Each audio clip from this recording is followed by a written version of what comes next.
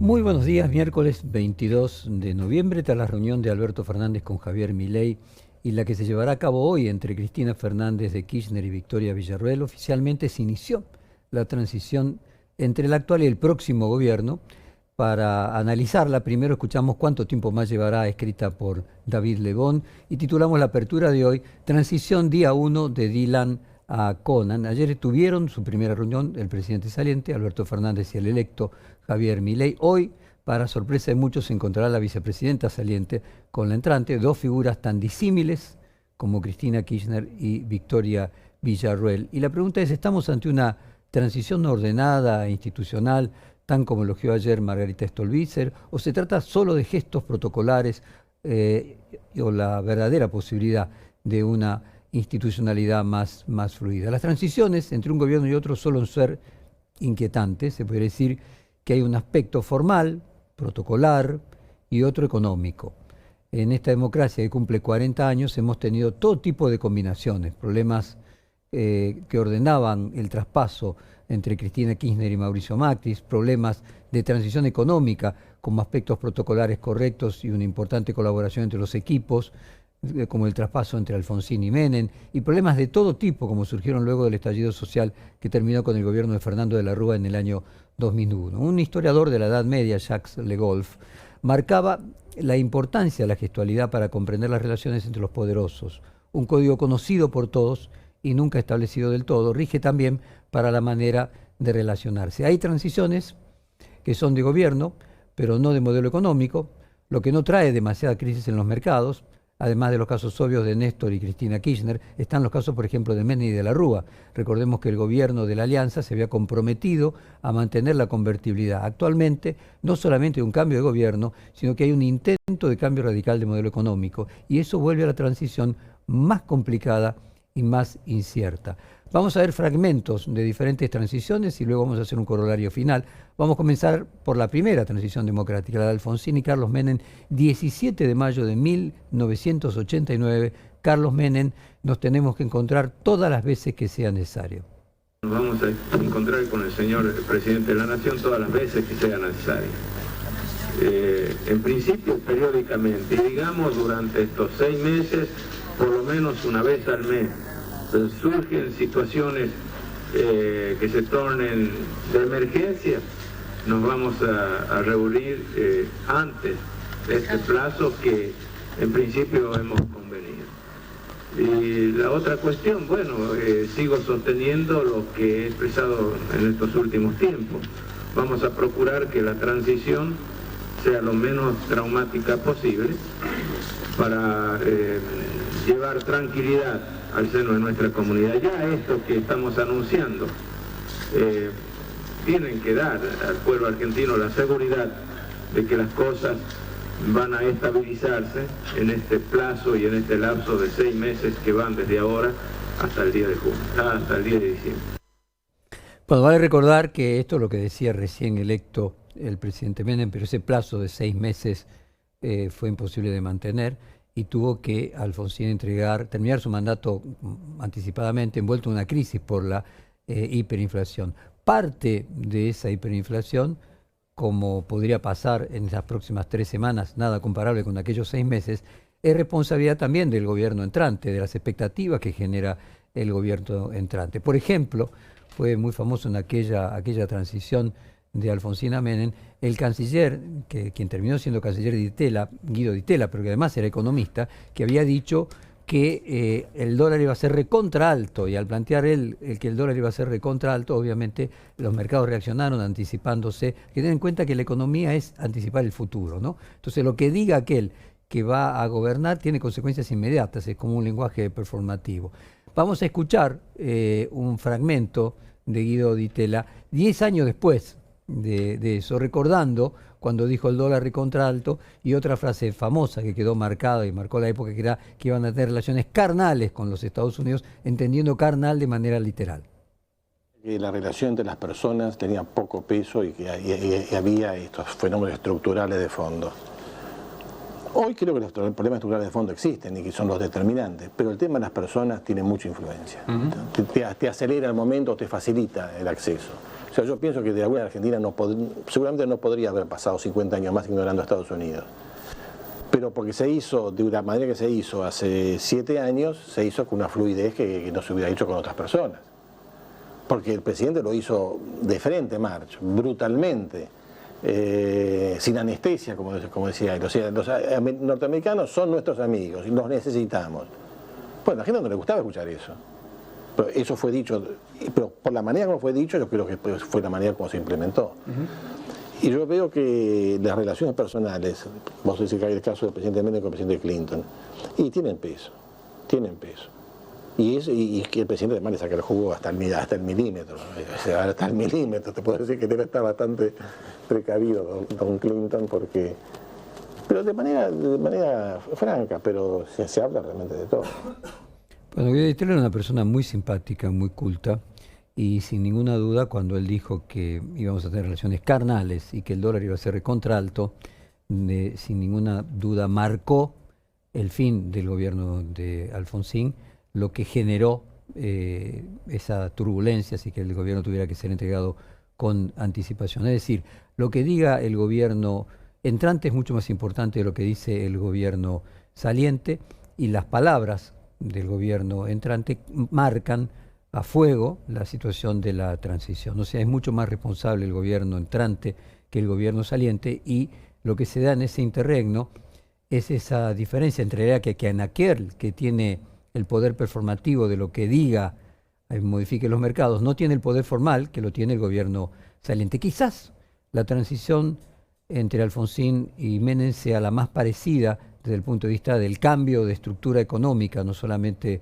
de cambio de partido político, en esta actual entre Alberto Fernández y Javier Milei. Probablemente alguien podría decir lo mismo en el caso de Cristina Kirchner con Macri. A mí me parece que se parece más a aquella de Alfonsín que todavía con Menem, que todavía era más marcada, porque el Macri que se había presentado como Macri Light, construido por la figura de Jaime Durán Barba y Marcos Peña, no planteaba mantener prácticamente todo. La idea era que hasta el fútbol para todos se iba a mantener. Es decir, no había en la propuesta de Macri una disrupción, como sí la había en la disrupción en la propuesta de Menem respecto de Alfonsín y en la de Milei respecto de Alberto Fernández. Vamos ahora a una transición, fíjense, de las que hablamos antes, que hay cambio de partido político, sin embargo, no hay cambio de modelo económico. O sea, Menem de la Rúa, el último día del gobierno de Menem, hablan Menem, de la Rúa, Chacho Álvarez y Rucauf, y parte del perfil de la alianza eran las denuncias contra la corrupción y el manejo del Estado. Pero escuchemos primero Menem de la Rúa, que como dijimos antes, no tenía problemas económicos, porque de la Rúa ya había dicho que iba a mantener la convertibilidad. Estaré entregándole el mando a otro presidente, para quien espero el mejor de los éxitos. Nosotros seguiremos trabajando, custodiando este modelo que dejamos en marcha. Lo vamos a defender, pero no vamos a poner palos en las ruedas. De la Rúa manifestó su preocupación por la herencia que recibirá. Sí resalta la preocupación por la situación económico-financiera del Estado Nacional. Y el futuro presidente va a recibir el gobierno en el marco de lo correcto, en el marco de lo que expresa la Constitución. Vamos a revisar las últimas decisiones del gobierno de Menem, de los últimos 4 o 5 meses. El presidente usó ese tramo de los últimos 4 o 5 meses de gestión mientras que estaba en la campaña electoral para tomar decisiones pensadas en su propio beneficio. Ratificar el compromiso de la provincia de Buenos Aires con el presidente de los argentinos. De la Rúa no es el presidente de la Alianza, es el presidente de los argentinos, y así lo va a considerar nuestro gobierno permanentemente. Hubo desencanto con el actual gobierno, que prometió exactamente lo contrario de lo que hizo. Ahora viene la hora del triunfo del pueblo argentino. Dado la actual situación argentina, dado que es necesario acompañar a las medidas de lucha contra la evasión por unas medidas de aumento de los ingresos, lo que venimos a proponer son medidas que básicamente afectan al 10% de mayores ingresos. Pues ahí escuchamos hablar primero a Menem, planteando de que iban a ayudar, a apoyar al gobierno entrante y no van a poder ponerlos en la rueda. A De la Rúa, hablando de la herencia, como hablan todos los presidentes, entonces fíjense cómo se utiliza siempre la idea de la herencia recibida. Chacho Álvarez, que había sido el vicepresidente de la Rúa. Rucauf, que se había dado una situación similar a la que se da hoy, el presidente, el candidato que termina triunfando a nivel nacional es del partido distinto al que termina triunfando en la provincia de Buenos Aires. En este caso Kicillof, en aquel caso Rucauf, y Machinea, que fue el último que habló, que era el ministro de Economía de la Rúa, que lo que planteaba era un ajuste, pero de cualquier forma no había cambio de modelo económico. Parte del perfil de la alianza eran las denuncias contra la corrupción y el manejo del Estado, del menemismo. La transición, como se ve, tuvo esas acusaciones, pero no impactó en la economía. Ahora saltamos en el tiempo hacia la transición entre Cristina y Mauricio Macri. Esta transición no tuvo elementos de inestabilidad económica, pero fue prácticamente un sketch por los enojos y la falta de protocolo. Y nuevamente no tuvo una inestabilidad económica porque aquel Mauricio Macri de la campaña publicitaria era un Mauricio Macri que en realidad venía a, en principio, ser mucho menos disruptivo, no solo de lo que terminó siendo, sino incomparable con el planteo que hace el Macri actual o en Milei, que todavía es una versión recargada de Macri. Vamos a escuchar ahora a Mauricio Macri tras la reunión con Cristina en Olivos, 24 de noviembre de 2015. Mauricio Macri, la reunión no valió la pena. La verdad es que no, la reunión no valió la pena, digamos, en términos de que no había planteado un temario, no sentimos que valía la pena entrar en esos temas y quedó en el protocolo del 10 de diciembre. Y desde el punto de vista de la actitud, ¿cómo lo recibió la presidenta?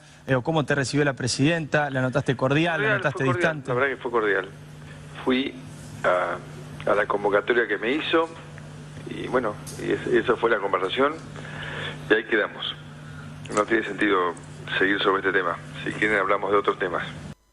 Volviendo a aquella idea de los gestos, en todos los casos lo que se ve es que el presidente saliente trata de ser cordial en las formas, aunque en el fondo se percibe la tensión. Ahora vemos la polémica por el traspaso al mando entre Cristina Fernández de Kirchner y Mauricio Macri, diciembre del 2015, un informe sobre ese tema en el que hablan Julián Domínguez, Rossi, Aníbal y el propio Macri. El traspaso de mando se hace frente a los representantes del pueblo de la nación argentina. Lo que parece absolutamente razonable que ese primer acto como presidente también esté constituido con los atributos del mando. Ya se mandaron las invitaciones, se han recibido muchas aceptaciones de quienes van a estar presentes en la ceremonia. Samba creo que viene. Buen día. Dilma Rousseff será una de las invitadas a la asunción de Mauricio Macri. La mandataria le confirmó su presencia al presidente electo en la reunión que mantuvieron hoy en Brasilia. Quedamos que nos vemos el 10 de diciembre en Buenos Aires. Será un honor recibirla a la presidenta de Brasil. Hablamos de Venezuela. Hablaron de Venezuela, pero no de la discordia local por la organización del traspaso. No me preguntó por los temas específicos de lo que está pasando con la organización del traspaso. Lo tomé como una delicadeza por parte de la presidenta. Bueno, nuevamente ahí se ve como un Mauricio Macri pasteurizado, dice que recibirá con mucho gusto a la presidenta de Brasil, que era la jefa de gabinete de Lula, del Partido de los Trabajadores. El contraste versus la situación actual de que no va a viajar el presidente de Brasil, lo que marca la diferencia entre el Macri del 2015, pasteurizado, como habíamos dicho, por Durán Barba y por Marcos Peña, el Macri actual, que es mucho más disruptivo que aquel del 2015, y Javier Milei, que es aún mucho más disruptivo que el Macri actual. Se puede decir que el traspaso entre Macri y Alberto Fernández fue totalmente opuesto, una transición cordial, correcta, con fuertes problemas económicos, y vamos a ver dos audios que ilustran cómo fue ese proceso. Alberto Fernández, sobre la reunión con Mauricio Macri, 29 de octubre de 2019, Alberto Fernández dice, fue una reunión cordial. Preste atención que se repite la palabra cordial continuamente, ¿no? Vamos al audio. Bien, una reunión cordial donde los dos expresamos la voluntad de que todo sea tranquilo, que lo necesitamos los argentinos, así que bien. Y ahora vamos a una entrevista de Carlos Burgueño, La economía de la transición Macri-Alberto, hecha el 28 de octubre de 2019. Los equipos técnicos siempre estuvieron en contacto. Primero un poquito cómo llegamos hasta acá, ¿no? Este megacepo, cepo hard, estrictísimo, como lo definías vos, Mónica. Lo primero que hay que decirle a la gente es que era una medida inevitable, en la que terminaron estando de acuerdo el actual gobierno, el próximo gobierno, los equipos técnicos que siempre estuvieron en contacto vía WhatsApp. El miércoles de la semana pasada habían llegado a la conclusión que algo severo y duro había que hacer. La gran pregunta era, ¿la medida se tomaba jueves, viernes de la semana pasada o después de las elecciones?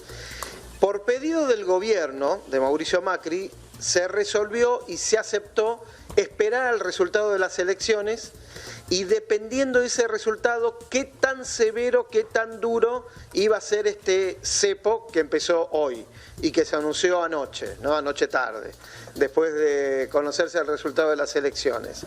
Entonces, de acá hasta fin de año, incluso después que asuma Alberto Fernández, vamos a tener esto que estamos viviendo, este cepo muy, muy duro.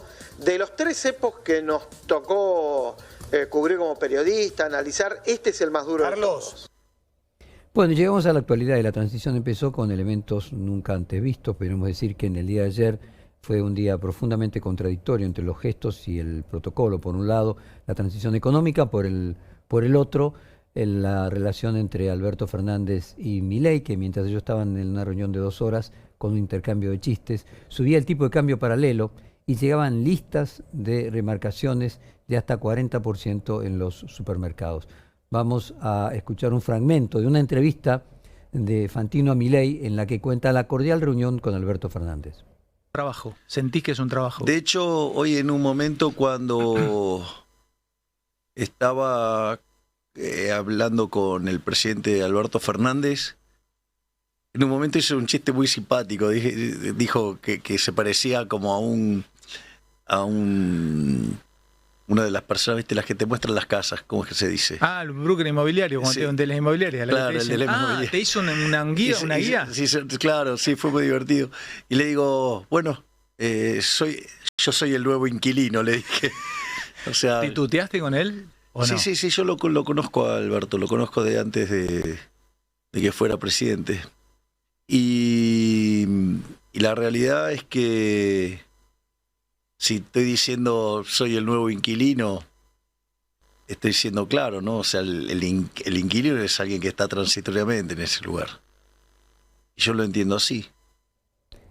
Ahora vamos a escuchar la versión de Alberto Fernández sobre la misma reunión que tuvieron ambos juntos ayer. Hemos podido ver una foto y las caras eran largas, no eran unas caras de alegría, que digamos. No creo que sean caras de... No, era una reunión institucional, era una reunión que reclamaba seriedad, pero fue una reunión cordial, fue una reunión amable, fue una reunión que se prolongó por más de 2 horas, donde tocamos temas nacionales, temas internacionales. Le transmití algunas de mis experiencias, escuché algunos de sus pareceres, nos dimos opiniones mutuamente. No, yo creo que fue una buena reunión, que en tiempos que la democracia más lo exige, para no hacer traumáticos los cambios. Bueno, fue la primera vez que hablaba Alberto Fernández en mucho tiempo, porque durante todo el proceso electoral quisieron tanto Cristina Fernández de Kirchner como Alberto Fernández dejarle todo el centro de la escena a el candidato y ahora solo ministro de Economía, Sergio Massa. Por otro lado, las negociaciones para el comienzo de la transición, Javier Milei planteó que todo lo que suceda hasta el 10 de diciembre es entera responsabilidad del gobierno. Esto, además de ser algo inédito, encierra una trampa, porque efectivamente el programa de la dolarización del que estuvo hablando Milei durante toda la campaña genera un efecto directo sobre los mercados. Entonces Milei provoca la devaluación con anticipación, lo mismo que decíamos antes de Guido Di Tella, se provoca con anticipación porque es una especie de lenguaje performativo.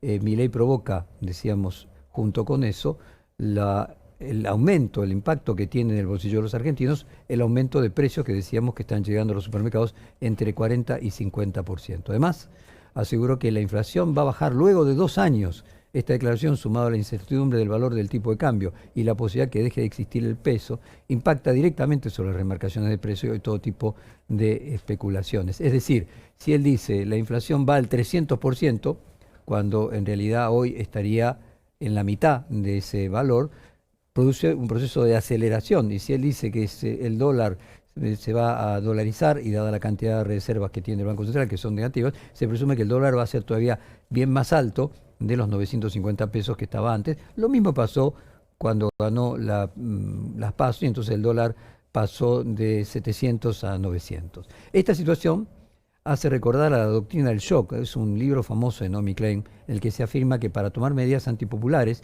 primero se necesita un caos que lo justifique. Es interesante recordar que la autora, Naomi Klein, que es una canadiense, utilizó esta metáfora porque Milton Friedman, que mejor aplicó la doctrina del shock, un economista ultraliberal, aseguró que Augusto Pinochet, que el plan económico del gobierno de Augusto Pinochet estaba construido desde esa situación, o sea, primero una situación de shock. De hecho, uno de los perros de Milei se llama Milton, en honor a este señor, a Milton Friedman, que es uno de los padres del neoliberalismo moderno, alguien que impactó fuertemente en el pensamiento del presidente electo. Créeme, Milei, o mejor dicho, necesita un shock para llevar adelante un conjunto de medidas que no tienen Congreso, que no tienen consenso en el Congreso, no la tendrían instituciones democráticas. Pregunta que todavía queda sin respuesta. Mientras todo esto sucedía, el presidente saliente, el presidente electo hablaron sobre el lugar que tendrá el clon de Conan, los otros perros, en la estancia de Olivo, junto con el lugar que hoy ocupa Dylan en Olivo. Seguramente seguiremos de cerca esta transición completamente singular y llena de particulares. Vamos a cerrar esta presentación sobre la transición con un poco de alegría en tantas dificultades económicas que la Argentina va a tener inicialmente en mayor proporción aún de las que venimos sufriendo, con una parodia del comediante Martín Bossi sobre la transición de Macri y Cristina Kirchner. Vamos a ella. ¡Te corto! No me corte. ¡Te corto! Bueno, no me corte, doña, por favor. ¡No me digas doña! ¡No me digas doña! Bueno, no me corte, Cris. ¡No soy Cris! Todavía soy Cristina, la presidenta de todos los argentinos. Yo llamaba para hacer una pregunta. Mauricio, no sé si te diste cuenta que son más de las 4 de la mañana. Hay 40 millones de argentinos. 40 millones de argentinos durmiendo y descansando. ¿Sabes lo que pasa? El otro día nos reunimos, estuvimos charlando hermosamente, pero me olvidé de preguntarle lo más importante. Pregunta. En la Quinta de Olivos, ¿hay wifi? Hola. ¿Me cortó? ¿Otra vez? No hay diálogo, viejo. No se puede dialogar, viejo. No se puede dialogar. Intenta de vuelta. Vamos, una vez más. Sí, disculpe, soy yo, Mauricio, de vuelta. ¿Sabes lo que pasa? Yo en la máquina tengo 50 gigas. Es Ayrton C en la máquina. Vuela. Entonces yo no puedo pedir menos que eso. Por eso estoy preocupado. Tengo wifi. Bien. Y usted sería tan amable, disculpe la molestia, ¿no? De vuelta. Si me puede dejar la clave o dar la clave. La clave es mía hasta el 10. Después del 10 lo que quieras. Si querés te la dejo en un imán, sobre una heladera. También te puedo dejar teléfono de delivery de empanadas. Ok. Buenísimo. Buenísimo, empanadas. Me gusta la gomita. Grosso. Bueno, y una pregunta. ¿Netflix qué onda? ¿Tenemos? Ah, sí, Netflix sí. Sí, por supuesto. Más de una vez he declarado en público que soy cinéfila y seriéfila. Y amante de la cultura audiovisual. Yo también. Me enganché con un par de series así por Netflix. Excelentes, ¿eh? Además le voy a pasar un par. Estoy reenganchado. Buenísimo.